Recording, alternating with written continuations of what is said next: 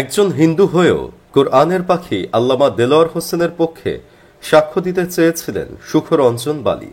সুখরঞ্জন আদালতে বলতে চেয়েছিলেন সাইদি কোনো যুদ্ধ অপরাধী নন, কিন্তু আন্তর্জাতিক অপরাধ ট্রাইব্যুনালে সাক্ষ্য দিতে যাবার পথে হাসিনার লোকেরা সুখরঞ্জনকে গুম করে তুলে দেয় ভারতের গোয়েন্দা সংস্থা রয়ের হাতে।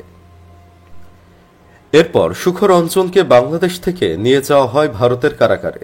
গুম হওয়া থেকে শুরু করে সুখরঞ্জনের কারাগারের বন্দী জীবনের কাহিনী চোখে পানি এনে দেবে যে কারো। সম্প্রতি এই সুখরঞ্জন ভারত থেকে মুক্তি পেয়ে বাংলাদেশে বর্ণনা দিয়েছেন কি পরিমাণ নির্যাতন করা হয়েছে তাকে, কিভাবে গুম হয়েছিলেন সুখরঞ্জন, কতটা কষ্ট ছিল তার বন্দী জীবন। চলুন বিস্তারিত জানা যাক। ঘটনাটি ঘটে ২০১২ সালের ৫ নভেম্বর সকালে। আন্তর্জাতিক অপরাধ ট্রাইব্যুনালে যাবার পথিমধ্যে সুখরঞ্জন বালীকে গাড়ি থেকে নামিয়ে টেনে হিঁচড়ে ৫-৬ হাত দূরে অপর একটি গাড়িতে তুলে তার চোখ বেঁধে ফেলে হাসিনার বাহিনীর লোকেরা। এরপর গাড়ি চলতে থাকে। ধারণা করা হয় ডিবি র্যাবের লোকেরা এই কাজটি করেছিল। প্রায় আধা ঘন্টা গাড়িটি চালানোর পরে সাদা পোশাকের লোকেরা সুখরঞ্জনকে হাঁটাতে থাকে। এ সময় সুখরঞ্জন নিচের দিকে নামার মতন অনুভব করেন। কিছুদূর হাঁটিয়ে একটা দরজা খুলে অন্ধকার জায়গায় তাকে ঢুকিয়ে দেওয়া হয়। কোনো আলো সেখানে ছিল না, অথচ তখন সকাল ১০টা-১১টা বাজে। ধারণা করা হয় সে সময় সুখরঞ্জনকে আয়না ঘরে বন্দি করে রাখা হয়।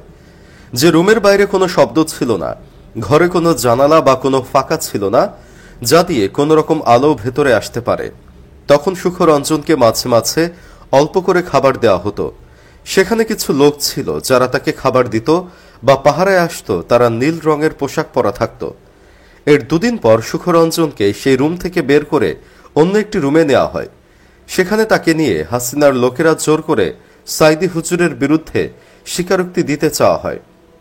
সুখরঞ্জনের ভাইয়ের হত্যায় সাইদি হুজুর জড়িত কিনা তা জানতে চাইলে সুখরঞ্জন অস্বীকার করেন এবং বলেন যে, যারা আমার ভাইকে হত্যা করেছে তাদের আমি চিনি, তাদের বিরুদ্ধে আমি সাক্ষ্য দিতে পারবো, কিন্তু তারা বারবার আমাকে সাইদি হুজুরের বিরুদ্ধে সাক্ষী দিতে বলে এবং এক পর্যায়ে তারা আমাকে মারধর সহ কারেন্টের শক দেয়, নির্যাতন করে।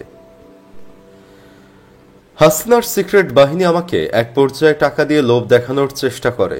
এরপরও রাজি না হলে তারা অমানবিক নির্যাতন চালায়। এভাবে চলতেই থাকে নির্যাতন। তাদের অত্যাচারে সুখরঞ্জন অসুস্থ হয়ে যায়। অবস্থা বেগতিক দেখে কয়েকদিন সেখানে রাখার পর তারা একদিন সকাল ৭টা কি ৮টার দিকে সুখরঞ্জনের চোখ বেঁধে তারা গাড়িতে তোলে। আয়নাঘর থেকে যখন গাড়িতে ওঠানো হচ্ছিল তখন সুখরঞ্জন ভয়ে ভয়ে জানতে চায় তাকে কোথায় নিয়ে যাওয়া হচ্ছে। জবাবে তারা বলেছিল তারা নাকি তাকে তার বাড়িতে পৌঁছে দিবে, কিন্তু আসলে তারা বাড়ির কথা বলে ভারতের বর্ডারে নিয়ে যায়। সুখরঞ্জন বালী বলেন, আমি তখন বুঝতে পারি যে এটা বর্ডার এলাকা, সামনেই ভারতের বর্ডার গার্ড বিএসএফ কে দেখতে পাই। আমি বলি এদের হাতে আমাকে তুলে দিয়েন না, প্রয়োজনে আমাকে মেরে ফেলেন। এ কথা বলতে বলতে আমি মাটিতে পড়ে যাই। সুখরঞ্জন বলেন, বাংলাদেশের একজন নিরপরাধ নাগরিককে রাষ্ট্রের আইন শৃঙ্খলা বাহিনী আরেকটি দেশের রাষ্ট্রীয় বাহিনীর হাতে তুলে দেয় কেমন করে। কান্না জড়িত কণ্ঠে সুখরঞ্জন বালী বলেন, আমি যেতে না চাইলে জোর করে তারা আমাকে ধরে বিএসএফ সদস্যদের হাতে তুলে দেয়। বিএসএফ কিছু জিজ্ঞেস না করেই আমাকে প্রচন্ড মারপিট শুরু করে। বিএসএফ হিন্দিতে কথা বলছিল এবং আমি আমাকে না মারার জন্য বাংলায় বোঝাতে চেষ্টা করি। আমার কোনো কথা তারা বুঝতে পেরেছিল কিনা আমি আজও বুঝিনি। এক পর্যায়ে বিএসএফ মোটা দড়ি দিয়ে পিছন দিক দিয়ে আমার হাত বেঁধে ফেলে, যে বাধার দাগ এক যুগ পরে আজও রয়ে গেছে। মোটা লাঠি দিয়ে বিএসএফ তাকে মারতে থাকে। এতে তিনি ডান হাতের কনুইতে প্রচন্ড আঘাত পান। এখনও ডান হাত দিয়ে ভালোভাবে তিনি কোনো কাজ করতে পারেন না। বিএসএফ এর মারের পরে তিনি প্রায় ৩ ঘন্টা বেহুশ ছিলেন। তিনি বিএসএফ কে বলতে থাকেন যে সে ইচ্ছা করে এখানে আসেনি, তাহলে কেন তারা তাকে মারধর করছে। এরপর সুখরঞ্জনকে ভারতের উত্তর ২৪ পরগনা জেলার বসিরহাট জেলে রাখা হয়। ভাগ্যক্রমে সেই জেলে ছিল সুখরঞ্জনের এক ভাগ্নি। সেই ভাগ্নি ওই জেল থেকে ছাড়া পেয়েই সুখরঞ্জনের বাড়িতে জানায়।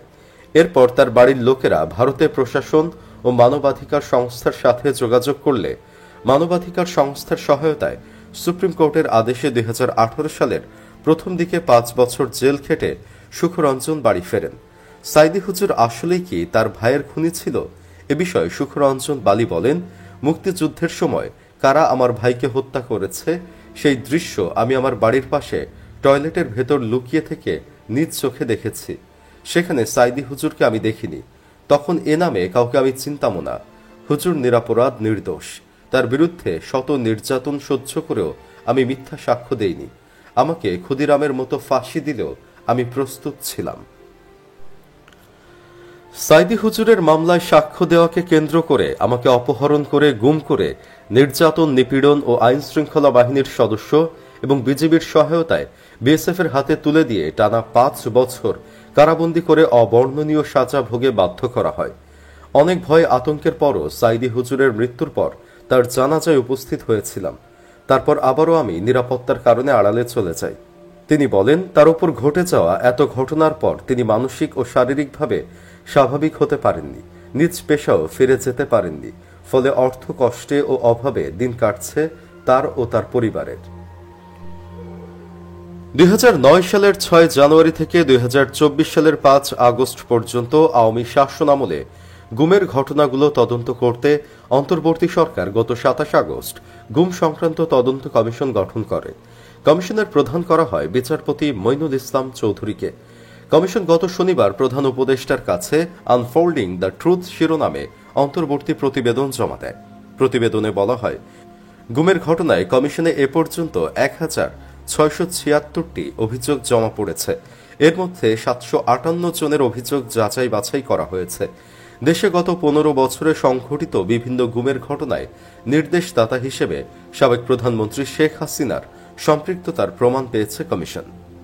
উল্লেখ্য, সুখরঞ্জন বালি পশ্চিমবঙ্গের এক কারাগারে আছেন। এ খবর প্রথম প্রকাশ করে ঢাকার একটি ইংরেজি পত্রিকা। সুখরঞ্জন বালি বাংলাদেশে জামাত নেতা দেলোয়ার হোসেন সাইদির যুদ্ধ অপরাধের মামলায় অন্যতম গুরুত্বপূর্ণ সাক্ষী ছিলেন। ইংরেজি দৈনিকটির প্রতিবেদনে বলা হয়, তাদের হয়ে একজন ভারতীয় নাগরিক কারাগারে সুখরঞ্জন বালির বক্তব্য দেন। সেখানে বালি বলেন যে তাকে বাংলাদেশ পুলিশের গোয়েন্দা বিভাগ অপহরণ করে এবং পরবর্তীতে ভারতীয় সীমান্তরক্ষী বাহিনী বিএসএফ এর কাছে তুলে দেয়। কিন্তু এই তথ্য পত্রিকাটি গোপন করে। পশ্চিমবঙ্গের উত্তর ২৪ পরগনা জেলার স্বরূপনগর থানায় সুখরঞ্জন বালির বিরুদ্ধে অভিযোগপত্রটি দাখিল করেন বিএসএফ এর ১৫২ নম্বর ব্যাটালিয়নের অধিনায়ক বিপি সিং।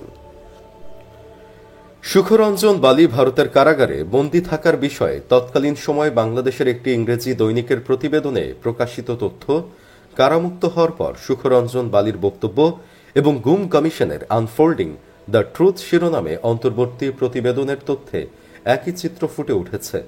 দেশের অন্যতম ইসলামিক স্কলার, ২ বারের সংসদ সদস্য, জামাতের তৎকালীন নায়েবে আমির মাওলানা দেলোয়ার হোসেন সাইদিকে মুক্তিযুদ্ধকালীন মানবতা বিরোধী অপরাধের অভিযোগে মামলায় আন্তর্জাতিক অপরাধ ট্রাইব্যুনালে মৃত্যুদণ্ড দেওয়া হয়েছিল। পরে এ রায়ের বিরুদ্ধে আপিলে তাকে আমৃত্যু কারাদণ্ড দেওয়া হয়। সাজা ভোগকালীন ২০২৩ সালের ১৪ আগস্ট কারাগারে হত্যা করা হয় সাইদিকে। তার বিরুদ্ধে মানবতা বিরোধী অপরাধের অভিযোগে বিচার প্রক্রিয়া ও ট্রাইব্যুনালের বৈধতা ও সাজা নিয়ে প্রশ্ন তুলেন বিভিন্ন দল, সংগঠন ও শ্রেণী পেশার মানুষ। তবে তৎকালীন কর্তৃপক্ষ এটি আমলে নেয়নি। সুপ্রিয় দর্শক, সুখরঞ্জন বালি আমাদের শিক্ষা দেয়, মরে যাও তবুও ন্যায়ের পথে থাকো, বিজয় একদিন আসবেই। আপনি কি চান সুখরঞ্জন বালিকে যেন জাতীয় বীর হিসেবে ঘোষণা দেওয়া হোক? কমেন্ট বক্সে ইয়েস বা নো লিখে জানিয়ে দিন আপনার মতামত। ভিডিও ভালো লাগলে লাইক ও শেয়ার করুন আর অবশ্যই চ্যানেলটি সাবস্ক্রাইব করুন।